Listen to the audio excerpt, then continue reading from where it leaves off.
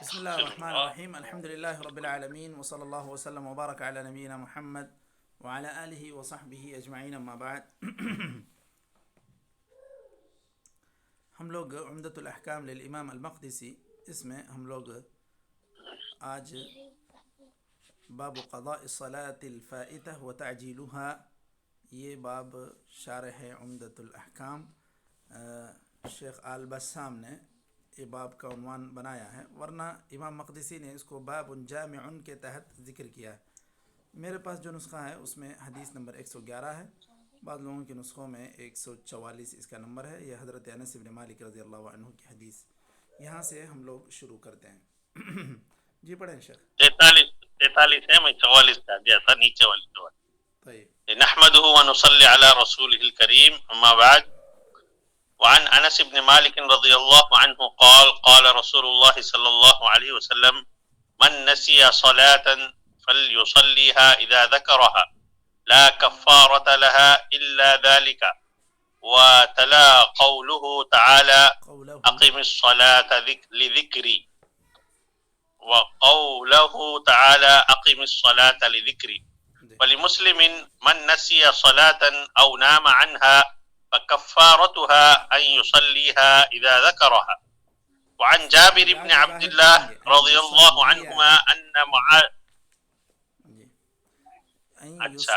يصليها إذا ذكرها، أن يصليها إذا ذكرها.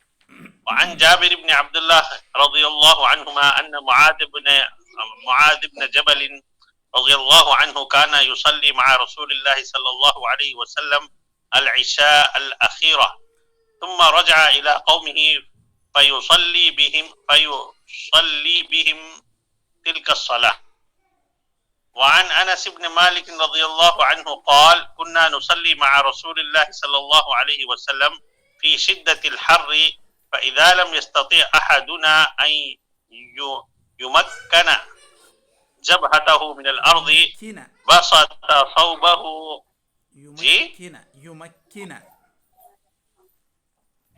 أن يمكن جبهته من الأرض بسط ثوبه فسجد عليه. وعن أبي هريرة رضي الله عنه قال قال رسول الله صلى الله عليه وسلم لا يصلي أحدكم في الثوب الواحد ليس على عاتقه منه شيء. وعن جابر بن عبد الله رضي الله عنهما عن النبي صلى الله عليه وسلم قال من أكل ثوما أو بصلا کیا شیخ نظر نہیں آ رہا، بہت چھوٹا ہے.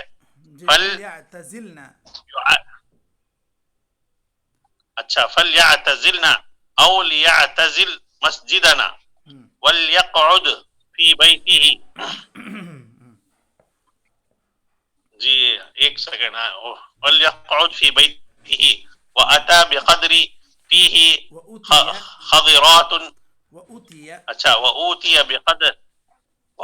بقدر فيه خضرات من بقول. کیا شیخ؟ صحیح، من بقول فوجد لها ريحا فسأل عنها فأخبر بما فيها من البقول فقال قربوها إلى بعض أصحابه كان معه، فلما رآه كره أكلها قال كل فإني أناجي من لا تناجي. وعن جابر عن النبي صلى الله عليه وسلم قال من أكل البصل أو الثوم أو الكرات يا شيخ جی أو الكرات فلا يقربن مسجدنا فإن الملائكة تتأذى مما يتأذى منه بنو آدم. باب التشهد. چلیے یہاں تک کافی ہے، اس کے بعد انشاءاللہ ہم لوگ دوسرا پڑھتے ہیں۔ بسم اللہ الرحمن الرحیم، الحمد للہ رب العالمین، وصلی اللہ وسلم وبارک علی نبینا محمد وعلی آلہ وصحبہ اجمعین، اما بعد۔ یہاں ہم لوگ عمدۃ الاحکام میں باب جامع کے تحت بعض احادیث پڑھ رہے تھے۔ عمدۃ الاحکام کے جو شارح ہیں امام البسام عبد الرحمن بن صالح البسام، انہوں نے آسانی کے لیے ہر حدیث سے متعلق ایک باب انہوں نے باندھ دیا ہے۔ اس میں اس حدیث سے متعلق انہوں نے جو باب باندھا، باب قضاء الصلاة الفائتة وتعجيلها، کہ فوت شدہ نماز کی قضا اور اس میں جلدی کرنے کا بیان۔ یہاں پر اس حدیث میں حضرت انس بن مالک رضی اللہ عنہ بیان کرتے ہیں کہ آپ صلی اللہ علیہ وسلم نے فرمایا کہ کوئی آدمی کسی بھی نماز کو بھول جائے تو اسے جب یاد آ جائے اس وقت پڑھ لے۔ اب اس نماز کا کوئی کفارہ نہیں ہو سکتا سوائے اس نماز کو ادا کرنے کے۔ مسلم کے الفاظ میں تھوڑا سا تبدیلی ہے، من نسی صلاة او نام عنها فکفارتها ان یصلیها اذا ذکرها، اس طرح ہے۔ اور دیگر احادیث میں بھی من نام عن صلاة او نسیها فلیصلیها اذا ذکرها، اس طرح کے بھی الفاظ ہیں۔ مفہوم تو سب کا ایک ہی ہے کہ آدمی اگر سو جائے تو اس صورت میں نیند سے جو ہی بیدار ہو وہ اس وقت فرض نماز ادا کر لے۔ اسی طرح اگر بھول جائے، بہت زیادہ مشغول ہو گیا کسی بھی چیز میں اور بھول گیا نماز کو، تو جو ہی اس کو یاد آ جائے کہ میری نماز یہ چھوٹ گئی تھی تو اس کو فوراً پڑھ لینا چاہیے۔ اب اس حدیث سے جو مسائل مستنبط ہوتے ہیں اس میں سب سے پہلا مسئلہ یہ ہے کہ بھولنے والے اور سونے والا، ان دونوں کے لیے فوت شدہ نماز کو قضا کرنا یہ واجب ہے، اور جو ہی بھولنے والا یاد کر لے اور سونے والا اٹھ جائے اس صورت میں ان پر اس کی ادائیگی واجب ہو جاتی ہے۔ اور دوسرا مسئلہ اس میں یہ بھی ہے کہ اس میں جلدی کرنی چاہیے۔ جو ہی آپ ایک عذر میں تھے، عذر سے باہر آ گئے، آپ جب بھولے تھے وہاں تک آپ اللہ تعالیٰ کے پاس معفو عنہ تھے، اللہ تعالیٰ نے بھولنے والے سے کی بھول کو معاف کر دیا، لیکن جب آپ کو یاد آ گیا تو یہاں سے آپ جلدی کر لیں ادائیگی میں۔ اسی طرح نیند بھی ایک طرح کی غفلت ہے، اور غفلت سے جب انسان باہر آ جائے تو فوراً اس کو ادائیگی کی فکر کرنا چاہیے۔ اور بالکل اسی طرح کوئی آدمی سوتا ہے، اب دوسرے کاموں کے لیے وہ کچھ احتیاطی تدبیر اختیار کرتا ہے، مثلاً کسی کو بول کر سوتا ہے کہ بھائی مجھے نماز کے لیے اٹھا دو، اور وہ آدمی بھول گیا اس کو اٹھانا، یا اس نے الارم سیٹ کر دیا لیکن غلط کر دیا، ایسا کچھ ہو گیا تو پھر اس صورت میں بھی اس پر کوتاہی یا اس کے حق میں تفریط نہیں شمار ہوگی۔ لیکن اگر ایک انسان دیگر کاموں کے لیے صحیح سے الارم وغیرہ لگا کے سوتا ہے اور جب نماز کی بات آتی ہے تو یوں ہی سو جاتا ہے، تو یہ ایک طرح کی کوتاہی ہے، اور اللہ تعالیٰ کے پاس اس کو جواب دینا ہوگا، کیونکہ عمومی طور پر جب انسان سبھی لوگوں کو بروقت نیند ہوشیار ہو جائے، یا سب کی نیند اگر اذان کے سننے سے ہوشیار ہو جائے، ایسی نہیں ہوتی، تو آدمی کو جو بھی احتیاطی تدبیر اختیار کرنے کی ضرورت پڑتی ہے نماز کے اہتمام کے لیے کرنا چاہیے۔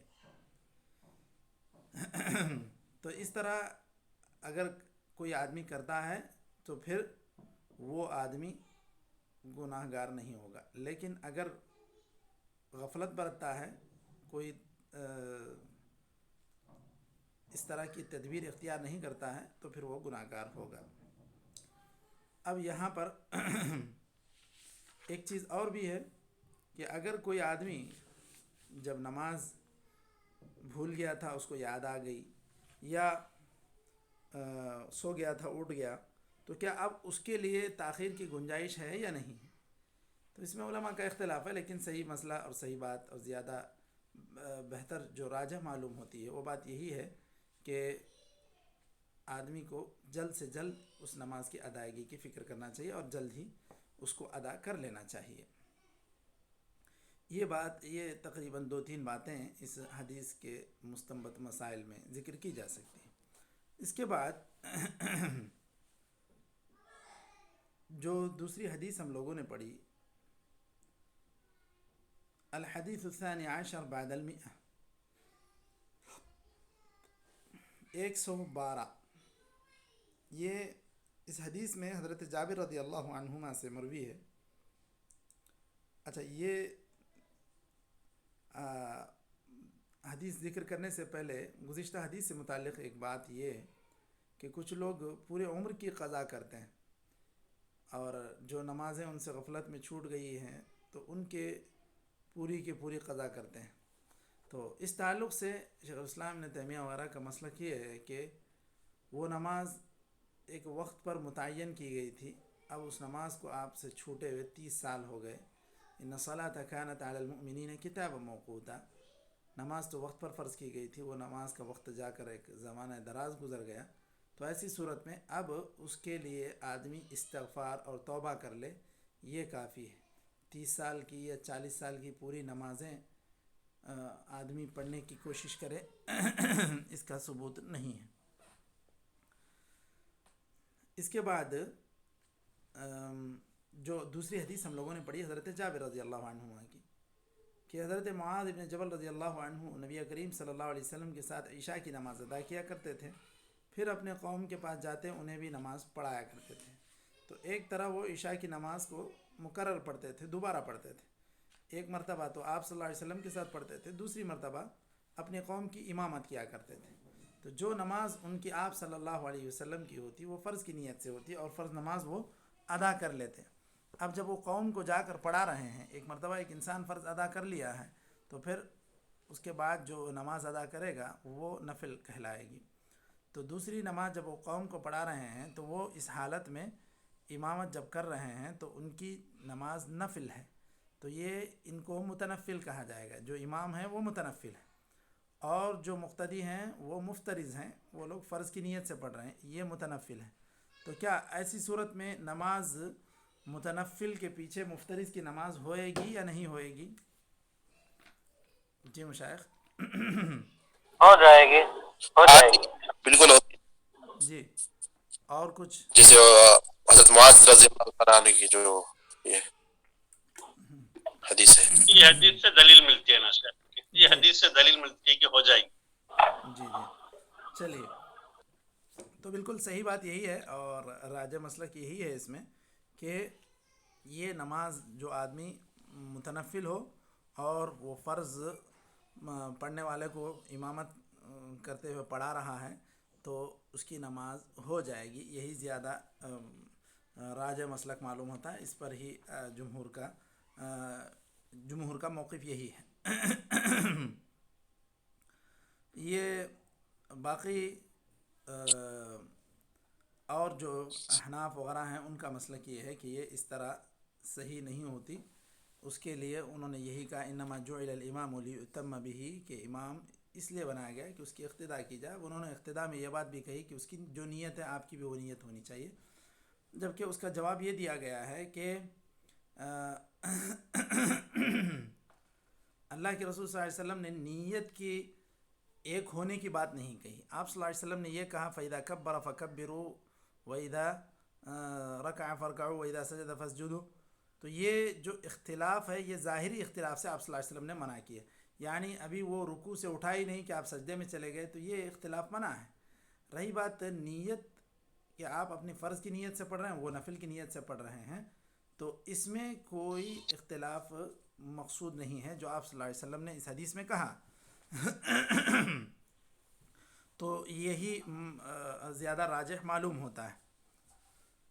اس کے بعد اور اس کی وجہ یہ بھی ہے کہ یہ کام آپ صلی اللہ علیہ وسلم کے دور میں ہوا۔ حضرت معاذ رضی اللہ عنہ آپ صلی اللہ علیہ وسلم کے ساتھ پڑھتے تھے، پھر جا کر پڑھاتے تھے، یہ ساری چیزیں آپ صلی اللہ علیہ وسلم کے علم میں بھی تھیں۔ اس کے باوجود آپ صلی اللہ علیہ وسلم نے ان کو یہ نہیں کہا کہ تم متنفل ہو جاؤ گے تو پھر تمہارے پیچھے جو مفترضین ہوں گے ان کی نماز نہیں ہوگی۔ آپ صلی اللہ علیہ وسلم نے ایسی بات ان سے نہیں کہی تھی، گرچہ کہ یہ بعض ائمہ نے جو استدلال کیا ہے وہ عمومی احادیث سے کیا، ورنہ تو جو بات واضح ہے اس موضوع میں کہ آپ صلی اللہ علیہ وسلم کے علم میں جب یہ بات ہے، اور برابر حضرت معاذ تو پابندی کے ساتھ آپ کے پاس پڑھتے بھی تھے، وہاں جا کر پڑھاتے بھی تھے، تو یہ ساری چیزیں آپ صلی اللہ علیہ وسلم کے علم میں تھیں، اس کے باوجود آپ صلی اللہ علیہ وسلم نے اسے منع نہیں کیا۔ اب دوسرا مسئلہ اس میں جی احناف کو یہ کیوں نہیں سمجھ میں آتا سر؟ وہ کچھ جو دلائل وہ اپنے رکھ لیے ہیں یا اجتہاد کر کے ایک رائے پہ قائم ہو گئے ہیں، تو پھر وہ اس سے رجوع کرنا اتنا آسان نہیں سمجھتے ہیں۔ وہ یہ سمجھتے ہیں کہ اس کی کوئی تعویل کی جائے۔ امام صاحب یا صاحبین نے جو اجتہادات کیے ہیں ان اجتہادات سے اختلاف نہ کیا جائے، جہاں تک ہو سکے ان کی یہی کوشش ہوتی ہے۔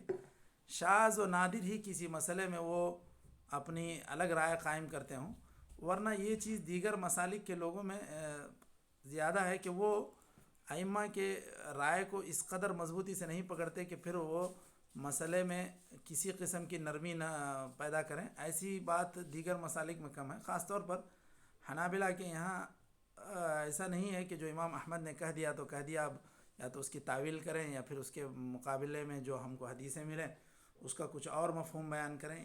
یہ عمومی طور پر یہ چیز دیگر مذاہب میں کم ہی، دیگر مسالک میں کم ہی دیکھی جاتی ہے۔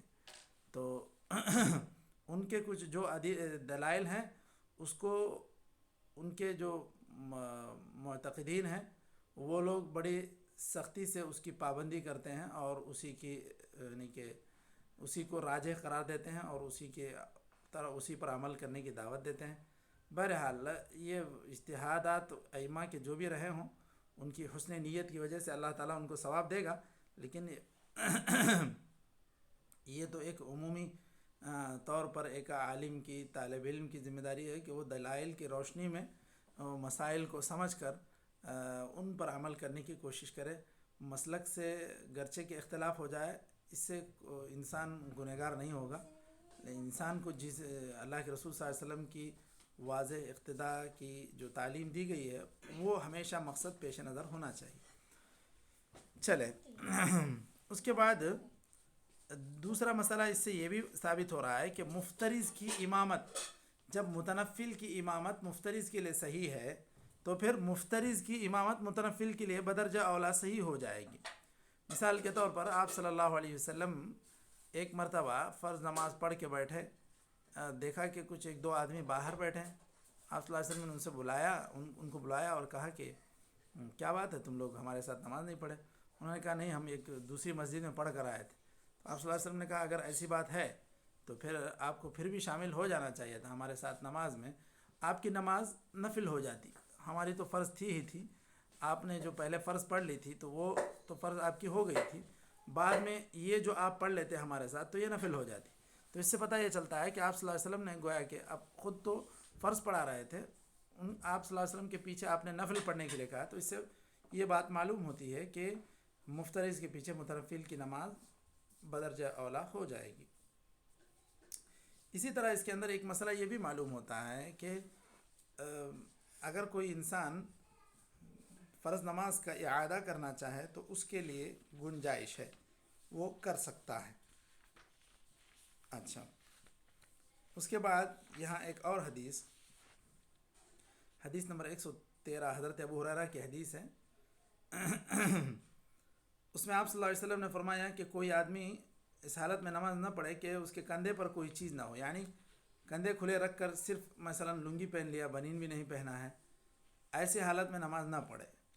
تو اب یہ امام احمد وغیرہ نے اس کے جو ظاہری الفاظ ہیں لا یصلی احدکم فی الثوب الواحد لیس علی عاتقہ منہ شیء، اس کو رکھ کر یہ کم از کم ایک کندھے کو تو جو ہے ڈھانکے رہنا چاہیے، اس کو واجب قرار دیا۔ باقی دیگر جمہور کا مسلک اس میں یہی ہے کہ اس کو کندھوں کو ڈھانکنا یہ کوئی ضروری نہیں ہے، واجب نہیں ہے، مستحب کہلائے گا، کیونکہ آدمی سب سے زیادہ اللہ تعالیٰ کے پاس جب ٹھہرتا ہے جا کر تو اس کو سب سے زیادہ زیب و زینت کا خیال کر لینا چاہیے۔ تو ایسی صورت میں آدمی کپڑے پورے بھر پہنا رہے تو وہ زیادہ زینت ہو جائے گی، بجائے اس کے کہ آدمی جو ہے اپنے کندھے کھلے رکھ کر پڑے۔ تو یہ جو ممنوعیت ہے اس کو کراہت سمجھتے ہیں کہ آپ صلی اللہ علیہ وسلم نے جو منع کیا تو گویا کہ یہ نہیں، یہ تنزیہی ہے، یعنی اگر ایسا نہ کریں تو زیادہ اچھا ہے، بغیر کاندھے پر کوئی کپڑا رکھے کہ اگر آپ نماز پڑھتے ہیں تو اس کے مقابلے میں یہ بات زیادہ اچھی ہے کہ آپ کندھے پر کوئی چیز ڈھکے ہوئے پڑھیں. تو یہ بات مستحب کہلاتی ہے. یہاں تک ہم لوگ ان 3 حدیثوں پر آج رک جاتے ہیں کیونکہ میٹنگ ختم ہو رہی ہے. انشاءاللہ ہم لوگ پھر کل باب ما جاء فی الثوم والبصل ونحوہما ان کو ہم پڑھ لیں گے. حضرت جابر بن عبداللہ کی حدیث 114 سے جو من اکل بیچ میں ایک حدیث چھوڑ گئی نا. نکتفی بهذا القدر وصلی اللہ وسلم علی نبینا محمد.